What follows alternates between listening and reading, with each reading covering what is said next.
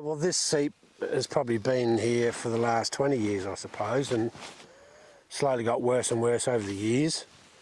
And then about 5-6 years ago, it got that bad that it was starting to bear out, and we were getting stuck in the machinery. We were trying to drive over it, and we knew we were starting to get a bit of a problem.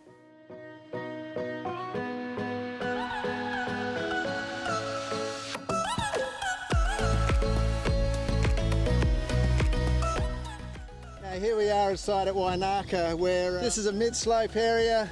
It was probably in the intermediate phase because it had really started to bear out and was quite sloppy, isn't it, for your machinery and stuff? That's right, yeah. And it was a real, a black clay that was showing, and yeah. But really, you were cropping this whole area, weren't you? Yeah.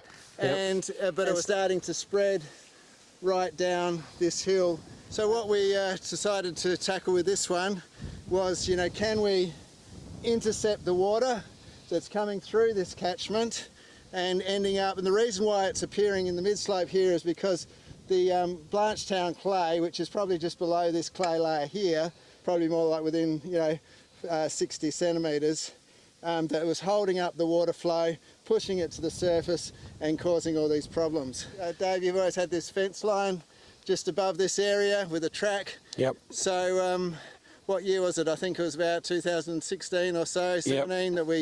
That we got some trees, planted 5 rows to try and intercept the water, but the real key down here on the discharge zone was getting salt tolerant soil cover into this area. It was getting thick ryegrass and bearing out and stuff. Can you remember what we did with what machinery and then how we got this established? Probably in, I think, about 2018, I reckon. Yeah, well, we cultivated it a few times with a chopper chain, a Kelly disc chain, I suppose you'd call it. Yep. Loosen it all up, and then we spread the seed out with a bait layer. Yep. And then we just went back over it again and sowed it that way, and away it went. Yeah, and as you can see, it's what's established here is at this site.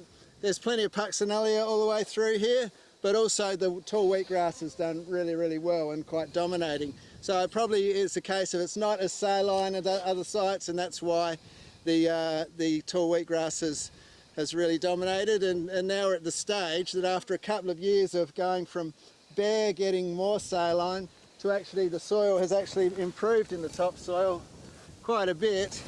And I think it's probably, I'm going to talk this, that what we have seen is the salinity going out of the topsoil layers, and I wouldn't be surprised if you could actually, soil's now healthy enough to even grow a crop through if you wanted, but I guess this suits, you're a mixed farmer, so yep. Having this area for permanent grazing suits you fine as well. That's right, yep.